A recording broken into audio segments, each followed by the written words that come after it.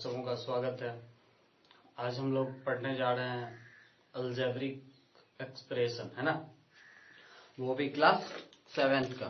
ठीक है, तो अलजेब्रिक एक्सप्रेशन में देखेंगे आज हम लोग क्या होता है, इसका कहाँ कहाँ पे यूज है, आगे चल के इसका कहाँ पे यूज है ना। इससे पहले 6th क्लास में हम लोग अलजेब्रिक एक्सप्रेशन का थोड़ा सा व्यू देख चुके थे, जिसमें अलजेब्रिक एक्सप्रेशन क्या होता है, उसका एडिशन, सब्सट्रैक्शन, ये सब हम लोग देखे हुए थे। सिंप्लीफिकेशन करने के लिए आर एस अग्रवाल के अंदर ढेर सारा क्वेश्चन दिया हुआ था, तो वो सब हमने कर रखा था। आज हम लोग देखने जा रहे हैं 6th क्लास का अलजेब्रिक एक्सप्रेशन। ठीक है, अलजेब्रिक एक्सप्रेशन, सबसे पहले अलजेब्रिक एक्सप्रेशन होता क्या है, आई होप कि आप लोगों को दिख रहा होगा।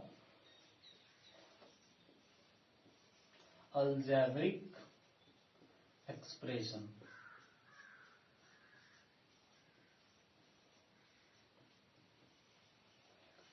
तो अलजेब्रिक एक्सप्रेशन होता क्या है? अलजेब्रिक एक्सप्रेशन होता है a combination of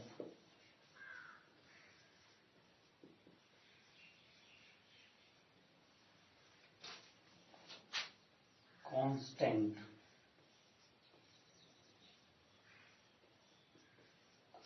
and variables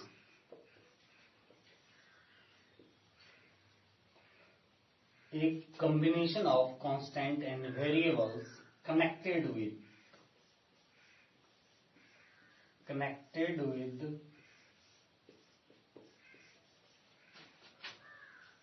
all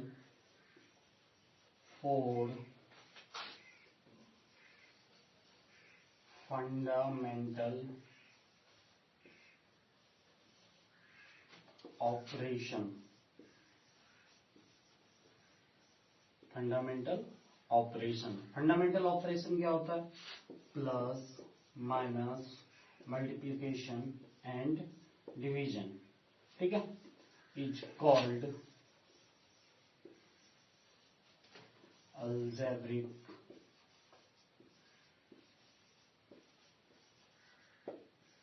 expression.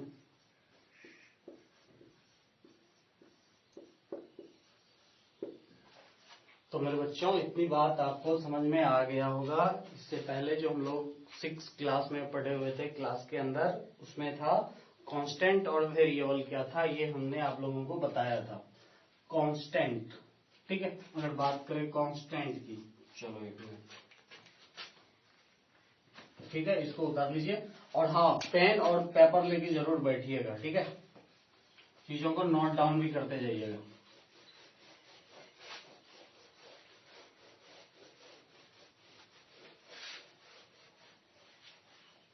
तो बारी आती है कि ये कांस्टेंट क्या होता है। कांस्टेंट क्या होता है? तो मेरे बच्चे, कांस्टेंट जो होता है वो फिक्स वैल्यू होता है। क्या होता है? फिक्स वैल्यू होता है। बोले तो कोई नंबर हो सकता है ना। और अगर वेरिएबल्स की बात करें तो वेरिएबल्स क्या होता है? जिसका वैल्यू हमेशा चेंज होते रहा हो। तो वेरिएबल्स कोई भी, एनी अल्फाबेटिकल लेटर,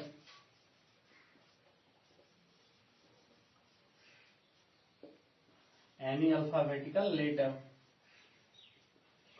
ठीक है, कोई भी X Y Z A B C, कोई भी, ठीक है। तो ये क्या होता है? वेरिएबल्स होता है। कांस्टेंट क्या होता है? कोई भी नंबर कांस्टेंट कहलाता है, ठीक है। अगर हम बात करें फिर से अलजेब्रिक एक्सप्रेशन का, तो अलजेब्रिक एक्सप्रेशन का डिफिनेशन होता है a combination of constant and variables.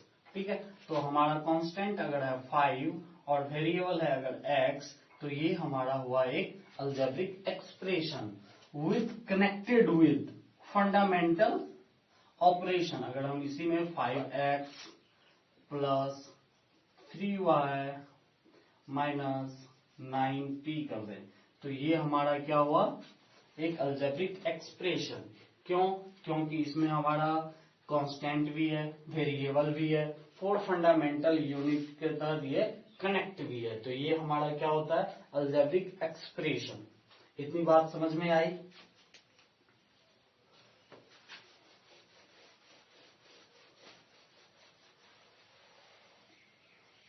चलिए अब हम लोग कुछ लेते हैं एग्जांपल, जैसे 5x 3y 9p + 7y 8x + 9p + 3y - 9z, है ना। तो ये सारा देखिए, ये सारा क्या है, टर्म है। क्या है, टर्म है। अगर हम और ले p + q - t + 7, ठीक है। तो ये सारे के सारे क्या है, एक अलजेब्रिक एक्सप्रेशन है, ठीक है। तो ये टर्म्स क्या होता है, अब देखिए यहाँ पे 5 और x है, ये होता है 1 टर्म्स, और यहाँ पे ये भी एक टर्म है, और यहाँ पे देखिए 2 टर्म है। कितने टर्म है, 2 टर्म। यहाँ पे भी 2 टर्म, यहाँ पे 1 2 एंड 3 टर्म, और यहाँ पे 1 2 3 एंड 4 टर्म है, ठीक। अगर 1 टर्म हो तो ऐसे वाले अलजेब्रिक एक्सप्रेशन को बोलते हैं मोनोनोमियल्स।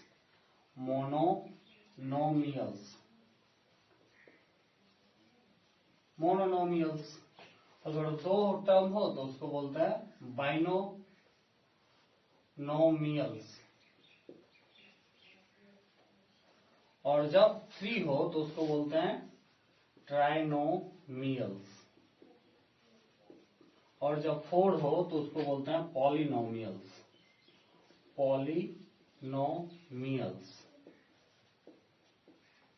देखिए मोनो मीन्स होता है 1, मोनो मीन्स 1, नोमियल्स मीन्स होता है टर्म्स। क्या होता है, terms. Bio means 2, nomials means terms. Tri मतलब 3, again nomials means term. Poly means many, nomials means again terms, ठीक है।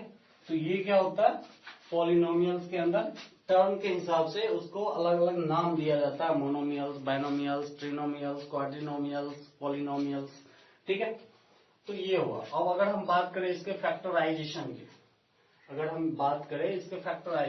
मान लीजिए इसका अगर हम फैक्टराइजेशन करते हैं, ठीक है, तो क्या होगा, 9 × p + 7 × y, तो ये होता है फैक्टराइजेशन। अब देखिए ये 9 और p दोनों को आपस में मल्टीप्लाई कीजिएगा तो बनेगा 9p, 7 और y को आपस में मल्टीप्लाई कीजिएगा तो बनेगा 7y।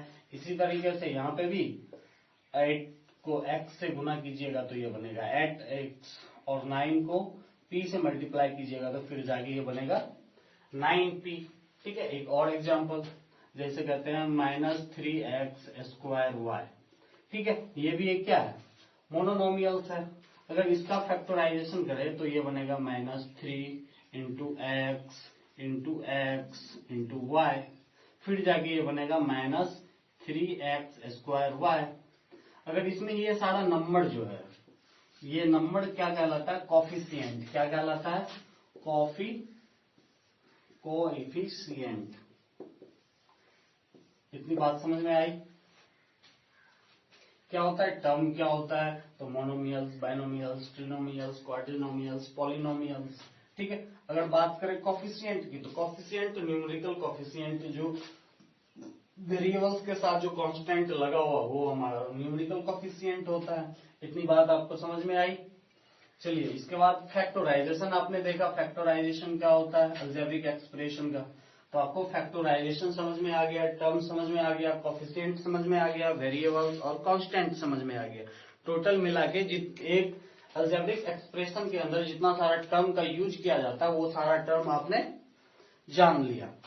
आप इनको पेन और पेपर पे जरूर उतारिएगा और उनको बार बार प्रैक्टिस कीजिएगा, ठीक है। अब एक और होता है लाइक टर्म, अनलाइक टर्म, जो कि अलजेब्रिक एक्सप्रेशन के अंदर बहुत ज्यादा इंपॉर्टेंट है, क्योंकि अगर आप लाइक और अनलाइक में अगर आप डिफरेंस नहीं कर पाइएगा तो उसके अंदर जो ऑपरेशन होता है, मतलब जोड़ घटाव गुणा भागा ये सब जो होगा तो वो आप नहीं कर पाएंगे। खास करके जब जोड़ और घटाव की बात आएगी तो उसके लिए आपको लाइक और अनलाइक का ज्ञान होना बहुत जरूरी है। तो अब हम लोग बात कर रहे हैं लाइक और अनलाइक क्या होता है।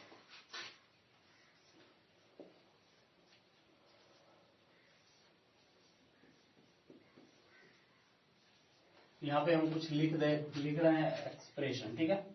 -5x 3y 9p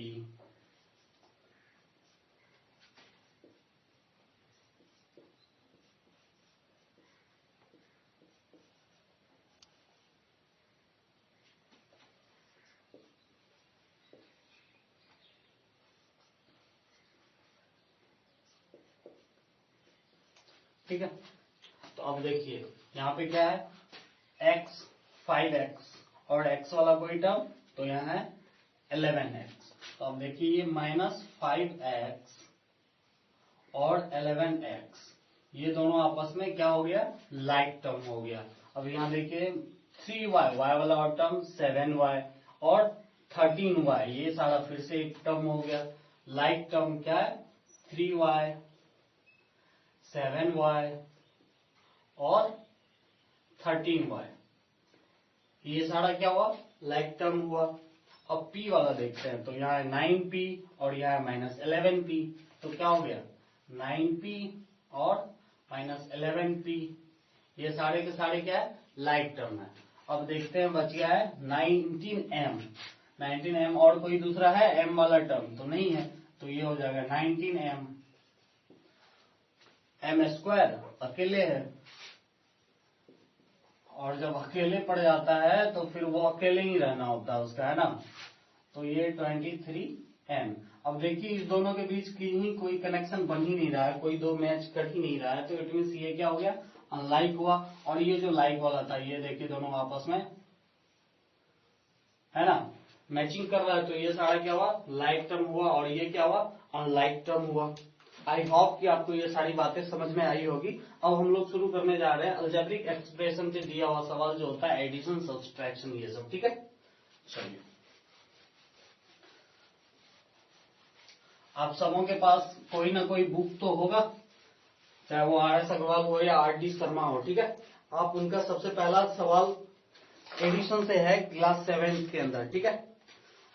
हम क्लास 7 का RS अग्रवाल का पहला क्वेश्चन ले रहे हैं, जो कि एडिशन बनाने वाले हैं हम अभी, ठीक है। तो अब उसमें देखिए क्या है, हेडिंग लगा लीजिए addition of algebraic expression. Addition of algebraic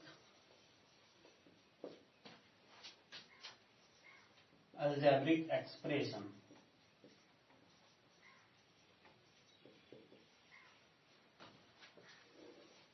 तो इसमें पहला क्वेश्चन हमारा एडिशन वाला है, और वो कुछ इस तरह है, 5x square minus 7x plus 3 minus 8x square plus 2x minus 5 plus and x square minus x minus 2। इस सबको क्या करना है, आपस में ऐड करना है। क्या करना है, इस सबको आपस में ऐड करना है। तो चलिए,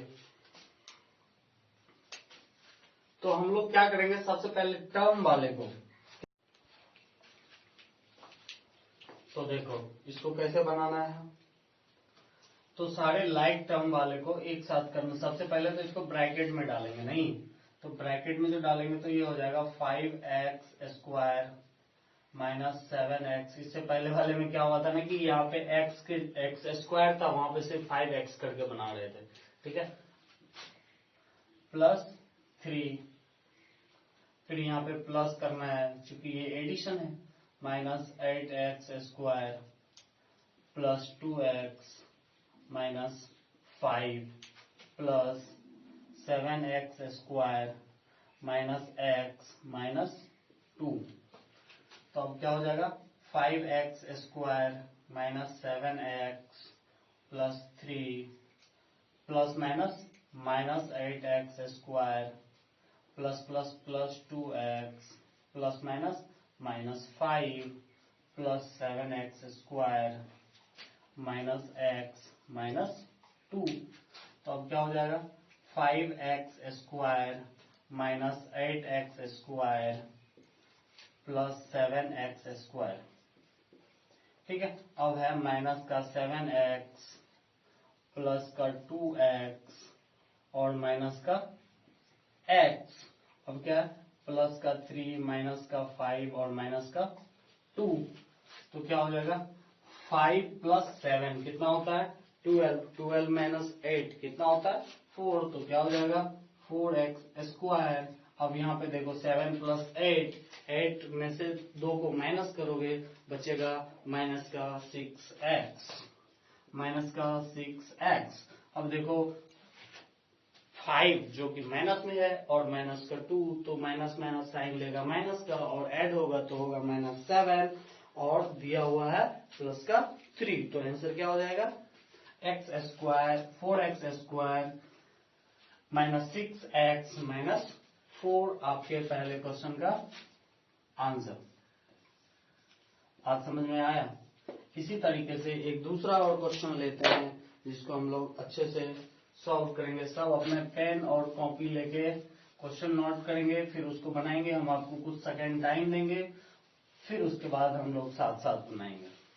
ठीक है, तो देखिए अगला क्वेश्चन है 3x² -1/5x plus 7/3 -1/4x² plus 1/3x -1/6। ठीक है, प्लस -2x² -1/2x प्लस 5। ठीक है, अब देखिए इसको क्या करना है, ब्रैकेट में ऑलरेडी ये दिया हुआ है तो इसको ब्रैकेट से बाहर करना है।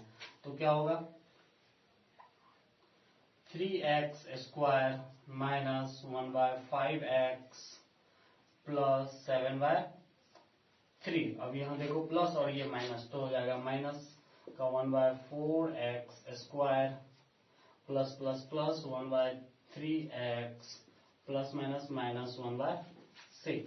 ठीक है, अब ये plus minus -2x² -1/2x plus का 5। इतना बात क्लियर है।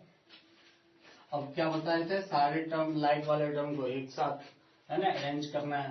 तो क्या हो जाएगा 3x² और x² वाला माइनस का 1/4x² और माइनस का 2x²। अब उसके बाद क्या है माइनस का 1/5x माइनस x वाला ना, तो प्लस का 1/3x और x वाला तो माइनस का 1/2x और नंबर में क्या था प्लस का 7/3 माइनस का 1/6 माइनस का 1/6 प्लस का 5। अब देखो यहाँ पे है 1/4। ठीक है, आपको अगर कोई भी नंबर दिया होता है, कोई भी इंटीजर दिया होता है, तो उसको फ्रैक्शन में बदलने के लिए आप उसके नीचे 1 लगा सकते हैं और किसी भी संख्या के नीचे 1 लगाने से उस पर कोई फर्क नहीं पड़ता है, इसी वजह से आप 1 लगा सकते हैं। ठीक है, तो हम भी यहाँ पे सबके नीचे 1 लगा दें। अब तो सही है ना, सारे फ्रैक्शन में आ गए। तो अब क्या होगा यहाँ पे एलसीएम होगा 4 तो क्या हो जाएगा 4 3x² माइनस x 1x² फिर माइनस 4 इंटू 2x²। ठीक है, अब यहाँ पे साइन लगेगा माइनस का, फिर एलसीएम लेंगे तो इसका आएगा 30 ना 30। फिर यहाँ लेंगे तो क्या हो जाएगा 6x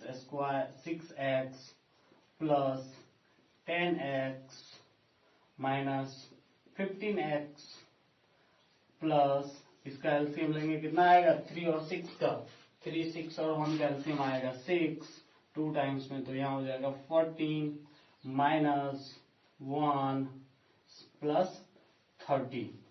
ठीक है, तो अब क्या हो जाएगा ये 12x square minus x square minus 8x square by 4 minus, अब ये देखो माइनस 6x और माइनस 15x कितना होता है 21 में से ये करेंगे तो आएगा 21 माइनस 10 कितना हो जाएगा 11x बाय 30, ये प्लस, अब यहाँ देखो ये और ये प्लस में तो 44 माइनस 1 43 बाय 6, तो अब क्या हो जाएगा ये 8 प्लस x तो होता है 9x और 12x में से तो क्या हो जाएगा 3 by 4x square minus 11 by 30x plus 43 by 6 आपका आंसर। बात समझ में आया? तो इसी तरीके से आपके बुक के अंदर जितना भी एडिशन वाला टर्म है वो सारे क्वेश्चन को आप बना लेंगे। जो क्वेश्चन नहीं बनेगा तो वो उस क्वेश्चन को आप क्या करेंगे, सबसे पहले आप उसका एक शॉर्ट स्क्रीन लेंगे, फोटो लेंगे और फोटो क्लिक करके आप हमें भेज देंगे हमारे व्हाट्सएप नंबर पे जो है 95704798 पे। ठीक है, या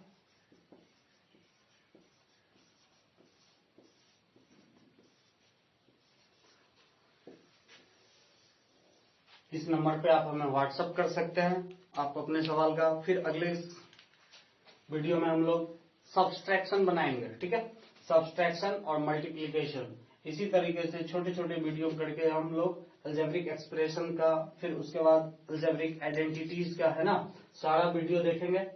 अगर ये चीज आपको आपके लिए इंफॉर्मेटिव लगा हो, आपको सही लगा हो, आपके पढ़ाई में हेल्प कर रहा हो तो कृपया इस वीडियो को लाइक करें, सब्सक्राइब करें और शेयर करें। जय हिंद।